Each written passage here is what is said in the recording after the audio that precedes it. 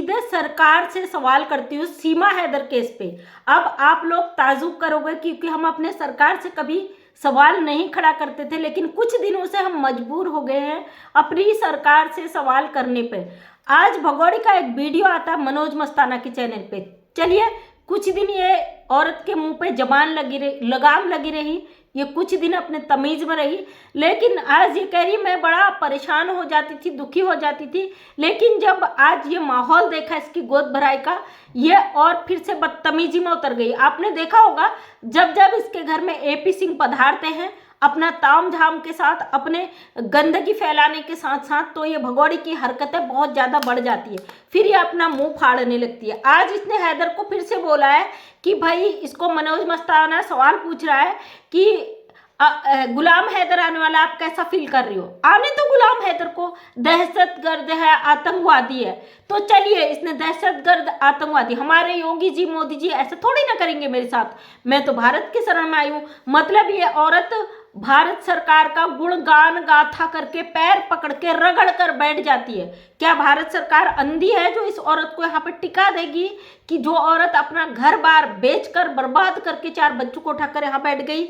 और आज सरकार से कहती हूँ, अगर कोर्ट में मामला चल भी रहा है ना, हम जानते हैं कोर्ट में मामला चलता है तो गवर्नमेंट कुछ नहीं करती है, लेकिन ये इंटरनेशनल मामला है। एक औरत की वजह से समाज की छवि इतनी गंदी हो रही है। वो औरत लगातार 4 बच्चों की माँ, पाकिस्तान से अपने पति को धोखा देने वाली सीमा हैदर एक ऐसी औरत है। पाकिस्तान को जो आप दुश्मन देश कहते हो, भरोसा नहीं करते हो, वहाँ की वजह से हमारे देश की आर्मी को नुकसान पहुँचता है, मानते हो उस बात को, तो वहाँ से आई एक औरत अपने पाकिस्तानी अपने पति को दहशतगर्द आतंकवादी बता रही है। क्या ये सीमा हैदर नहीं मिली हो सकती? इसका चाल नहीं हो सकता है यहाँ बैठकर पाकिस्तान को दहशतगर्द कहने के लिए यहाँ पे रुके रहे 8-10 सालों, और 8-10 सालों में अपने मिशन को अंजाम दे सके? जानती हूँ बहुत सारे लोग यहाँ पे गाली गलौज करेंगे, मुझे कमेंट करेंगे, बेशक करिए क्योंकि आपका राइट बनता है, और मैं वो लेडीज़ हूँ, मुझे इन चीज़ों से फ़र्क नहीं पड़ता है कि कौन क्या करता है। सबको अधिकार है भाई अपने राइट रखने का, तो आप भी अपना पक्ष ज़रूर रखिएगा, लेकिन मुझे एक जवाब दीजिए। जो लोग आप कहते हो सीमा ने घर वापसी कर ली, मुस्लिम से हिंदू बन गई, यहाँ तक भी चलिए छोड़िए, क्या वो तुम्हारे देश की है सीमा हैदर? मैं मानती अगर इंडिया की मुस्लिम होती वो हिंदू में कन्वर्ट हो जाती, एक तरफ मान लेते, लेकिन वो उस देश की महिला है जिस देश पे तुम लोग कभी भरोसा नहीं करते। भारत सरकार से आज मैं सवाल करती हूँ कि इस औरत को क्यों नहीं डिपोर्ट किया जा रहा है? इस औरत को इतनी गंदगी मचाने के लिए क्यों छोड़ा गया? जो लोग सीमा हैदर का विरोध करते थे वो धीरे धीरे हटने लगे। क्यों इस औरत ने जो चाल चली यहाँ बैठकर, इसने जो गेम खेला, जो इसने ग्रुप बनाए, जो इसने लड़ाई झगड़े में लोगों को फंसा के रख दिया, वो लोग अपने लड़ाई झगड़ों में ही फंसे रह गए ताकि इसके खिलाफ कोई बोल न सके। जो लोग इसका विरोध कर रहे हैं, अभी भी इसका विरोध कर रहे हैं, उनको भरोसा है कि ये जाएगी, लेकिन इस औरत की हरकतें देखिए। आज इसने फिर से गुलाम हैदर को बोला है कि दहशतगर्द पाकिस्तानी, उस दहशतगर्द के 4 बच्चों को लेकर ये भारत के अंदर घुसी है। और हैदर ने पहले ही बोला है कि मासूम बच्चों की कोई गलती नहीं है, इस औरत के कारण उन बच्चों को बख्श दिया जाए। और बहुत सारी अफवाहें सोशल मीडिया पे उड़ने लगी हैं, अभी उड़ रही हैं। मोबिन मलिक सर लाइव आएंगे, देखते हैं क्या करते हैं। अगर मोबिन मलिक सर को भी अपनी मुश्किलें हो रही है ना, हम जानते हैं मोबिन मलिक सर को बहुत सारी मुश्किलें हो रही हैं इस मामले में, कानूनी मुद्दा है, टाइम से ही सही लगेगा, लेकिन मैंने एक चैनल पे सुना था कि इस पे 16 मुकदमे थे, उसमें से 14 मुकदमे रिजेक्ट हो गए और कुछ नहीं होगा। हम कहते 14 क्या, इसके 15 मुकदमे रिजेक्ट हो जाए, एक मुकदमे में तो ये जाएगी ना। ये हम नहीं चाहते इसको 14 केस लगे और ये जिंदगी भर भारत की धरती पर सड़े। इस पे एक ही मुकदमा रहे लेकिन ये जेल जाए, इस पे एक ही मुकदमा रहे ये डिपोर्ट हो। जितने इस पे मुकदमे होंगे उतना लंबा टाइम इसका भारत में रहेगा, ये सब जानते हैं, क्योंकि जब तक केस लगते हैं, क्रिमिनल चार्जेस लगते हैं, व्यक्ति निकल नहीं सकता उससे। जब तक निकल नहीं सकता, भारत में इस तरीके से मौज मस्ती अय्यासी औरत करती रहेगी। हम नहीं चाहते इसको इस तरीके से छोड़ा जाए। अगर इस कस्टडी में है, भारत सरकार की नज़र में है, तो इस औरत को कस्टडी में क्यों नहीं रखा जा रहा? ये एक रबुपुरा में एक गंदगी का अड्डा खोल के, इसको अय्यासी का अड्डा जो बना के बैठ गई है, जहाँ पे एपी सिंह और तमाम गुंडागर्दी प्रवृत्ति के लोग आके ठुमका लगाते हैं, नाचते हैं, गाते हैं, दारू पीते हैं, पार्टी करते हैं। इस औरत को इतनी अय्याशी करने को लिए क्यों छोड़ा गया है? आज मैं अपनी सरकार से कह रही हूँ, लगातार हाथ जोड़ के रिक्वेस्ट करती हूँ कि इस महिला की वजह से हमारे भारत की छवि खराब हो रही है। भारत की धरती में इस औरत ने इतना आतंक मचा दिया कि पब्लिक आज बहुत परेशान हो चुकी है। और बहुत सारे लोगों का आज मुझे फ़ोन आया है, बहुत सारे लोगों के ऐसे कमेंट आए हैं कि जो इसकी गंदी हरकतों से परेशान हो चुके हैं। सीमा हैदर का कहना है कि मैं बड़ा परेशान हो जाती थी, कभी मन नहीं करता था, दुखी हो जाती थी। जब मेरे भाई साहब आ गए, आज यहाँ का माहौल ऐसा है, तो ये फिर से गुलाम हैदर को गालियाँ देने लगी है। और पाकिस्तान से लगातार सवाल उठते हैं कि हमारी सरकार मतलब सीमा हैदर को सरकार ने रोका है। भाई जब ये औरत करवा रही है, पाकिस्तान सवाल नहीं कर रहा है। यहाँ पे बैठ के जो ये कहती है भारत सरकार की शरणों में है, कौन क्या उखाड़ लेगा हैदर मेरा, तो तब पाकिस्तान वाले कहते हैं। कहीं ना कहीं उनका सोचना भी सही है।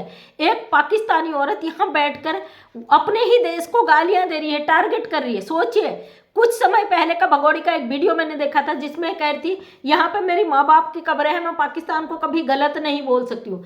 तब भगोड़ी सच बोल रही थी, इसके मुंह से तब बिल्कुल एकदम सच निकला था। लेकिन धीरे धीरे जो जिहादी सोच वाले लोग हैं, जो इसको अपनी बहन बना के बैठ गए और इसके साथ ठुमके लगा रहे हैं, इसके साथ बदतमीजी कर रहे हैं, उन लोगों ने इसको स्क्रिप्ट लिख लिख के इसका दिमाग खराब कर दिया। आज उसी पाकिस्तान को भगोड़ी गाली देती है।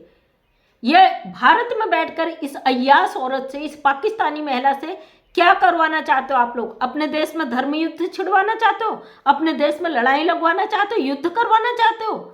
शर्म आनी चाहिए तुम जैसे गद्दारों को, जो इसको अपनी बहन बना के सनातन का चोला पहना के सनातन की आड़ में, हिंदू मुस्लिम की आड़ में इस औरत से हम सब कुछ करवाना चाहते हो, जो हमारे देश के खिलाफ है, हमारे देश की सभ्यता संस्कृति को तार तार कर रहा है।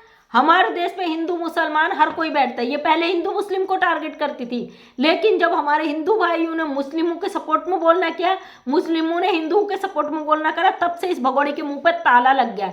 इसको शब्द नहीं मिले। इसने ये कोशिश भी की, लेकिन अब इसको पता है पाकिस्तान और इंडिया खेल रही है। गुलाम हैदर को जिहादी, जल्लाद, तमाम चीज करी। वो गुलाम हैदर जो अपने बच्चों का केस लड़ने के लिए भारत आने वाला है।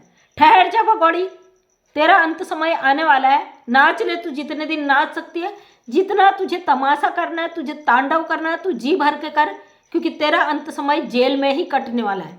कितना ही सरकार सपोर्ट करे, कितना ही कोई सपोर्ट करे, लेकिन जाना तुझे जेल ही है। वैसे हम नहीं मानते कि सरकार इस तरीके की गंदी औरत को सपोर्ट करेगा जो दूसरे मुल्क की है। हाँ, कुछ निचले लेवल के अंतरी मंत्री, शंत्री, विधायक, वहाँ तक इसकी पहुँच हो सकती है, लेकिन हमारे माननीय प्रधानमंत्री जी, हमारे यूपी के मुख्यमंत्री जी इस औरत को कभी भी यहाँ रहने की इजाज़त नहीं देंगे। अपने संविधान के खिलाफ, अपने कानून के खिलाफ कभी भी काम नहीं करेंगे।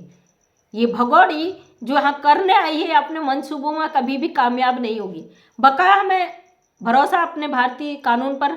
बच्चे हैदर के हैं, बच्चे हैदर के पास जरूर जाएंगे। इस सीमा हैदर को भले ही जेल में रखा जाए, महिला सुधार गृह में रखा जाए, लेकिन इसको खुला छुट्टे सांड की तरह छोड़ना गलत है। एक अपराधी महिला है, जिस तरीके से भारत में गंदा मैसेज दे रही है, इसको यहाँ से जेल पहुँचाना बहुत ज़रूरी है। और जिन लोगों ने आवाज़ उठाना बंद कर दिया, फिर से आवाज़ उठाइए। हक रखते हैं अपने भारत की धरती में बैठ के एक अवैध घुसपैठिए का हम खुलकर विरोध करते हैं।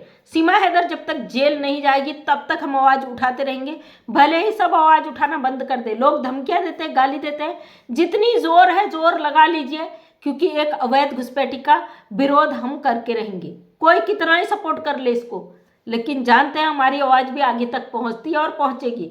तो थैंक यू सो मच दोस्तों। इस अवैध घुसपैठी के खिलाफ जिनने बात करनी छोड़ दी, फिर से अपनी मुहिम को जारी रखें, एक दूसरे से कनेक्ट है। मेरा फ़ोन नंबर है डिस्क्रिप्शन में। अगर कानून काम नहीं करेगा तो और भी तरीके हैं, फिर भारत की जनता भी है डिसीजन लेने के लिए, उस पर भी विचार किया जाएगा। सोच रहे हैं विचार करने का, क्योंकि हम इस अवैध घुसपैठी को किसी भी तरीके से यहाँ पे बर्दाश्त नहीं कर पा रहे। 2 साल हो गए चीखते चिल्लाते अपनी सरकार से रिक्वेस्ट करते हुए। आज भी उम्मीद करते हैं कि इस पे अपनी जनता को मद्देनज़र रखते हुए सरकार इसमें कुछ खास ठोस फैसला लेगी, ताकि भारत की जनता इन सवालों से बच सके जो हमारी सरकार पे सवाल खड़ा होता है। हमारे कानून पर सवाल खड़ा कर दिया इस अवैध घुसपैठी ने, और समझ नहीं आता इतनी बड़ी मीडिया किसके कहने पर इतनी बड़े बयान यहाँ पे दे देती है। हम जैसे छोटे मोटे सोशल वर्करों को यहाँ पे आके बोलना पड़ता है। बहुत शर्म की बात है, तकलीफ होती है। मैं अंदर से अधिकार रखते हैं अपनी सरकार से, अपने कानून से सवाल करने का, इसी नाते सवाल कर रही हूँ। बकाया हम कर भी कह सकते हैं, आम मनुष्य है। तो थैंक यू सो मच। मैं मंजू विश्वकर्मा हल्द्वानी उत्तराखंड से एक समाज सेविका हूँ। अपने वीडियो के माध्यम से हर बात को, सच को यहाँ पे सामने रखने की कोशिश करती हूँ। उम्मीद करती वीडियो पसंद आया होगा।